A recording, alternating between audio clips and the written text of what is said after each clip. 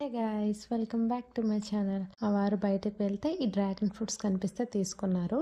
ఈ 3 dragon fruits కి 200 తీసుకున్నారంట.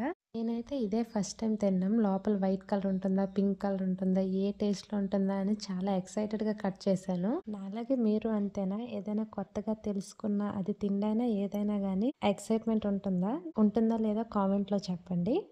మా వారు కూడా తినడం ఇదే ఫస్ట్ టైం. నేను అది కట్ చేస్తుంటే సైడ్ గ్రీన్ కలర్ అన్నీ ముందు కట్ చేసి తర్వాత దాన్ని కట్ చెయ్యి అని చెప్తున్నారు. మా వారు చెప్పినట్టు కట్ చేస్తే నేను గంటైనా అది కట్ చేయనేమో. ఫస్ట్ టైం కదా, టేస్ట్ ఎలా ఉంటుందని ఫస్ట్ ఒక ముక్క పెట్టుకొని తింటే నాకు టేస్ట్ ఏం అర్థం కాలేదు, రుచి పచి ఏం తెలియలేదు. అందుకే మొత్తం పెట్టేశాను.